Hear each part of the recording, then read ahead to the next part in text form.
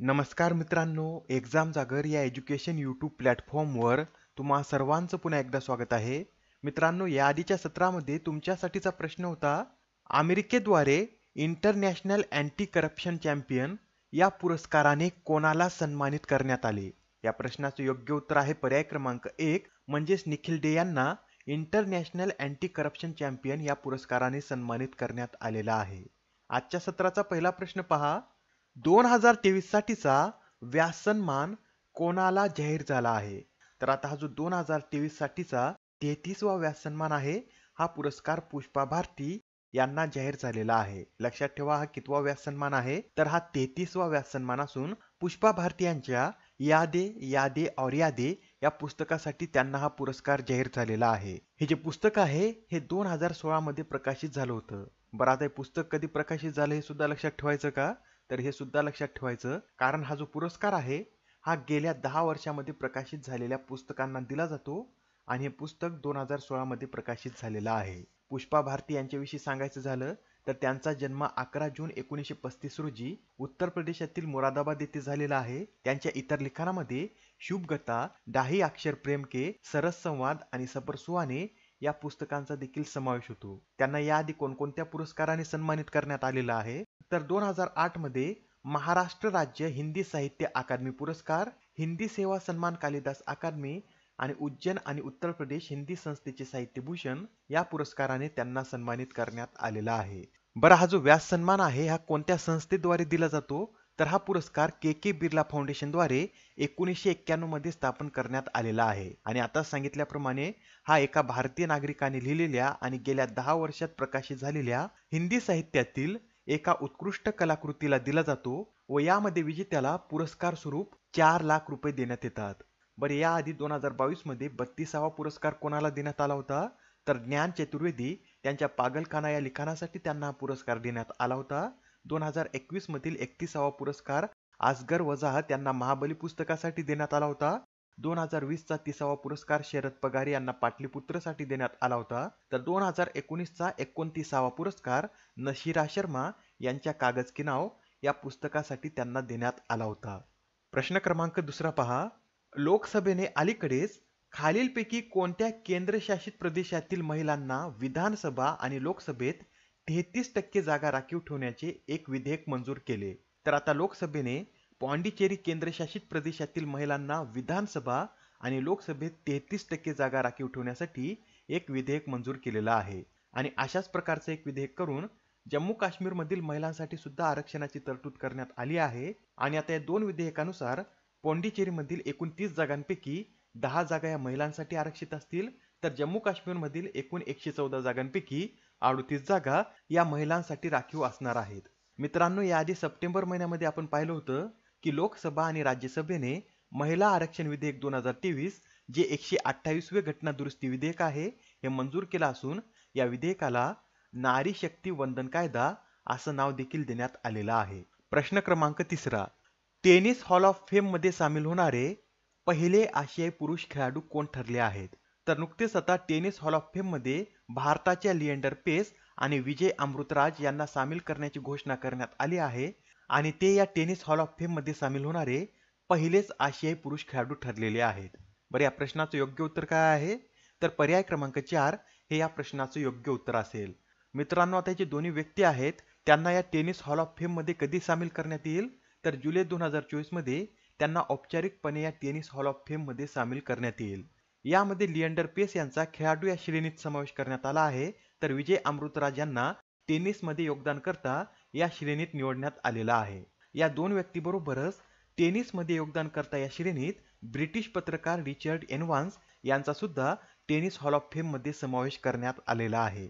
बरं मित्रांनो, जर आपल्याला असं विचारलं की या टेनिस हॉल ऑफ फेम मध्ये सामील होणाऱ्या पहिल्या आशियाई महिला खेळाडू कोण आहेत, तर यांचं नाव सुद्धा नोट करून घ्या. यांचं नाव लीना असं आहे आणि या चीनच्या खेळाडू आहेत. त्यांनी त्यांच्या कारकिर्दीत 2 ग्रँडस्लॅम विजेतेपद पटकावलेले आहेत आणि त्यांचा 2019 मध्ये या आंतरराष्ट्रीय टेनिस हॉल ऑफ फेम मध्ये समावेश करण्यात आला होता. आता हे जे लिएंडर पेस आहे त्यांच्याविषयी थोडक्यात माहिती आपण पाहून घेऊया. तर पहा, लिएंडर पेस यांनी पुरुष दुहेरी किंवा मिश्र दुहेरीत एकूण 18 ग्रँडस्लॅम विजेतेपद जिंकलेले आहेत. त्यांना 1996-97 मध्ये मेजर ध्यानचंद खेलरत्न पुरस्कार, 1990 मध्ये अर्जुन पुरस्कार, 2001 मध्ये पद्मश्री, तर 2014 मध्ये पद्मभूषण या पुरस्काराने देखील सन्मानित करण्यात आलेला आहे.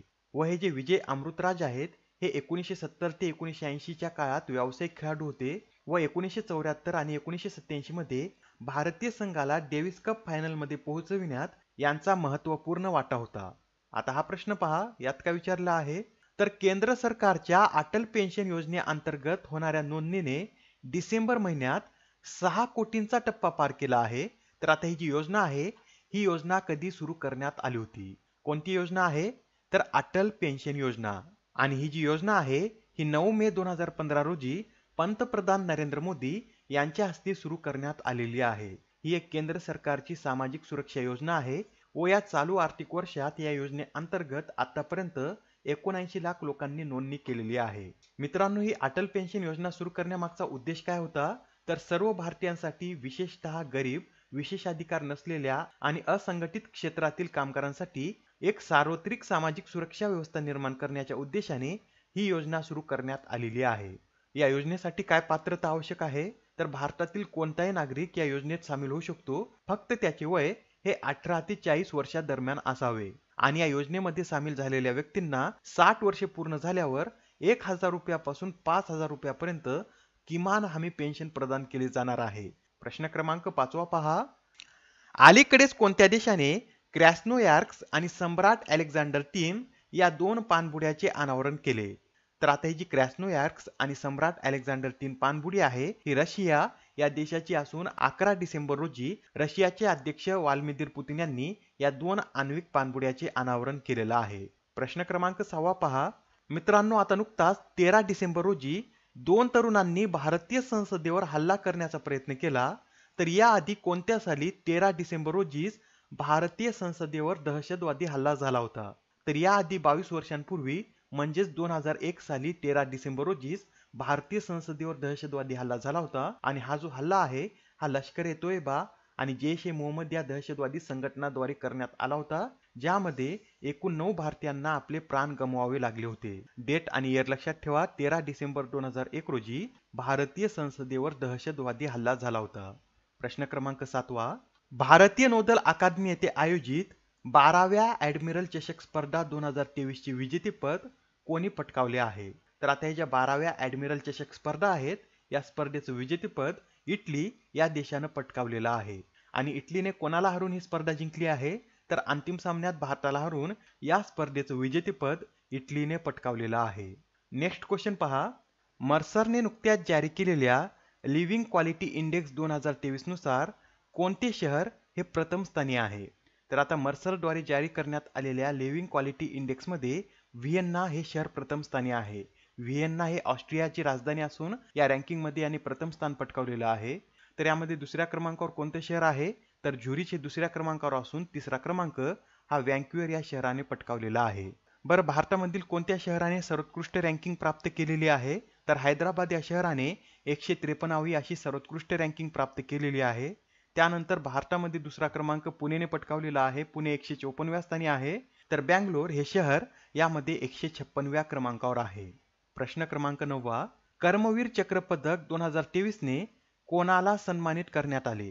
तर आता हे जे कर्मवीर चक्र पदक 2023 आहे या पदकाने हेमचंद्रन रविकुमार यांना सन्मानित करण्यात आलेलं आहे. हे जे पदक आहे हे पदक त्यांना रेक्स कॉन्क्लेव्ह आणि कर्मवीर चक्र पुरस्कार कार्यक्रमाच्या 12व्या आवृत्तीत प्रदान करण्यात आला आहे. आजच्या सत्रामधील तुमच्यासाठीचा प्रश्न पहा. यंदाचा पद्म पाणी जीवन गौरव पुरस्कार कोणाला जाहीर झाला आहे? आता या प्रश्नाचं उत्तर कमेंटमध्ये देण्याचा प्रयत्न करा. उत्तर चुकलं तरी काय हरकत नाही, कारण ज्यावेळेस तुम्हाला या प्रश्नाचं योग्य उत्तर माहित होतं त्यावेळेस हा प्रश्न तुमच्या दीर्घकाळापर्यंत लक्षात राहतो. तर आता पुढच्या सत्रामध्ये पुन्हा भेटूया. धन्यवाद.